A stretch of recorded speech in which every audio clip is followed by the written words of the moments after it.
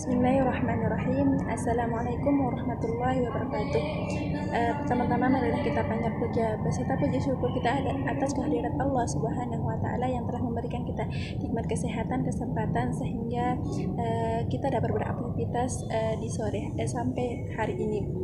Kedua kalinya terlupa pula kita haturkan salawat beserta salam kita atas junjungan alam Nabi kita Nabi besar Muhammad sallallahu alaihi wasallam yang telah merintis umat manusia dari alam jahiliyah menuju iman dan Islam. Nah, baiklah, perkenalkan nama saya Martini dengan NIM 2020A1E008. Nah, di sini saya akan mempresentasikan jawaban UAS saya dari mata kuliah statistik. Apa perbedaan statistik deskriptif sama statistik inferensial? Jelaskan dengan contohnya. Statistik deskriptif adalah metode-metode yang berkaitan dengan pengumpulan atau penyajian suatu gugusan data sehingga memberikan informasi yang berguna, baik dengan cara pengolahan, pemusatan data atau analisis data dan contohnya. Sekurang-kurangnya ada 100 perumahan kumuh setiap tahunnya diakibatkan tidak dikontrolnya urbanisasi di kota Jakarta. Statistik inferensial adalah cakupan dari semua metode yang berhubungan dengan analisis, sebagaimana data untuk kemudian sampai pada peramalan atau penarikan kesimpulan mengenai keseluruhan gugusan data induknya. Contohnya, di bidang PWK, berdasarkan analisis lahan hijau diketahui kebakaran hutan di Provinsi Riau sangat cepat sehingga dalam dua dekade tahun terakhir ruang terbuka hijau di perkotaannya tinggal 45%. 2. Sebutkan beberapa jenis penilaian skala sikap dan jelaskan pengertiannya. Jenis penilaian skala sikap ada 5. Yang pertama, skala Likert. Skala Likert digunakan untuk mengukur sikap, pendapat, dan juga beresepsi seorang atau sekelompok orang tentang kejadian atau gejala sosial sebagai subjek-objek penelitian. Dengan menggunakan skala Likert, maka variabel bisa dijabarkan menurut urutan variabel variabel atau variabel dimensi. Indikator deskriptor yang kedua, skala Guttman adalah skala yang digunakan untuk jawaban yang bersifat jelas, tegas, dan konsisten. Selain itu, urutan atau hierarki pernyataan sangat jelas dalam skala ini. Yang ketiga, skala semantik diferensial, skala yang memiliki karakteristik biopolar tersebut mempunyai 3 dimensi.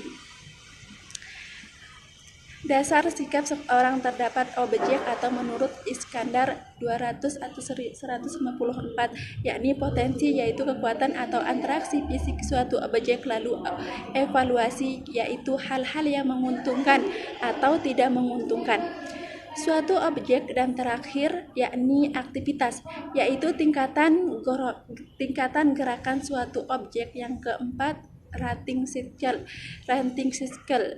Bedanya dengan skala sebelumnya, pada ranting cycle data yang kita dapatkan adalah data mentah berupa angka yang nantinya ditafsirkan dalam pengertian kualitatif. Ranting cycle juga digunakan untuk mengukur sikap, gejala, atau fenomena sosial. Misalnya ekonomi, kinerja karyawan, motivasi pegawai, dan lain-lain. Contohnya yakni ingin mengetahui motivasi kerja karyawan saat pandemi. Yang kelima, skala Thurstone. Pernyataan atau pertanyaan pada skala Thurstone. Skala Thurstone meminta responden untuk memilih pernyataan yang ia setuju saja dari beberapa pernyataan yang menyajikan pandangan dengan pandangan yang beda. Setiap item mempunyai nilai sendiri dari angka 1 sampai 10, namun nilai dari pernyataan ini tidak diketahui oleh responden. Maka pemberian skor akan dinilai sesuai dengan pernyataan yang dipilih responden. 3. Apa yang dimaksud dengan data? Data primer dan data sekunder. Data sekunder adalah data yang diambil secara langsung. Data primer mengacu pada data tangan pertama yang dikumpulkan oleh penelitian sendiri. Data sekunder berarti data yang dikumpulkan oleh orang lain sebelumnya.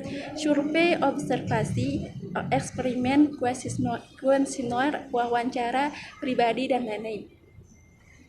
Dan yang keempat dijelaskan pengertian populasi dan sampel. Populasi adalah objek atau subjek yang berada suatu wilayah tertentu dan memenuhi syarat-syarat tertentu yang berkaitan dengan masalah penelitian. Sampel adalah bagian dari populasi yang memiliki sifat-sifat yang sama dengan populasi. Dan yang kelima yaitu jelaskan dan berikan masing-masing suatu contoh dari satu data nominal. 2. Data interval. 3. Data sekunder. 4. Data primer. 1. Data nominal yaitu data nominal merupakan salah satu data yang bersifat kategori. Data ini diperoleh dari pengukuran nominal, yaitu proses pengelompokan beberapa objek yang berbeda. Berdasarkan karakteristik tertentu, data ini hanya memungkinkan setiap objek memiliki satu kategori. Data ini adalah jenis, kelamin, agama, dan lain-lain. 2. Data interval adalah data di mana objek atau kategori dapat diurutkan berdasarkan suatu atribut yang memberikan informasi tentang interval antara tiap objek atau kategori sama. Data ini dicirikan dengan urutan kategori tidak mempunyai jarak yang sama tetapi tidak memiliki nilai nol mutlak atau absolut. Contoh, rata-rata tinggi badan berdasarkan usia untuk anak-anak yang berusia 6 sampai 12 memiliki rata-rata tinggi badan 130 atau 145 cm. Untuk remaja yang berusia 13 sampai 18 tahun pemikiran rata tinggi pada 146 sampai 160 cm.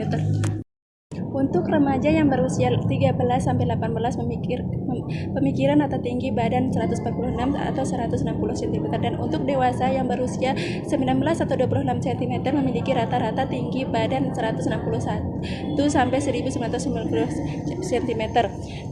Sekunder. Data sekunder merupakan data yang berasal dari berbagai informasi yang telah ada sebelumnya dan dikumpulkan oleh si peneliti untuk digunakan sebagai pelengkap kebutuhan data penelitian.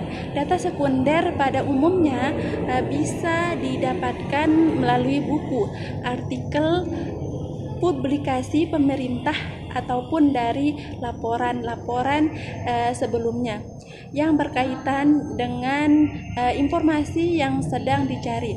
Contohnya, data kependudukan seperti data dari Badan Pusat Statistik Nasional maupun regional. 4. Data primer. Data primer adalah jenis data yang dikumpulkan oleh peneliti secara langsung dari sumber utama, bisa melalui wawancara, survei, eksperimen dan sebagainya.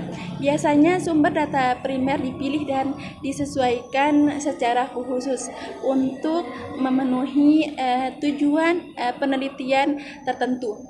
Sebelum memilih sumber pengumpulan data tujuan penelitian dan populasi sasaran perlu didefinisikan lebih dulu contoh Contoh data primer adalah saat melakukan survei pasar. Tujuan survei dan populasi sampel perlu didefinisikan melalui langkah ini.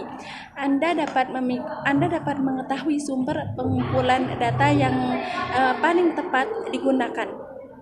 Misalnya, survei offline mungkin akan lebih pas untuk masyarakat yang tinggal di daerah terpencil tapi tanpa koneksi internet dibandingkan dengan survei online.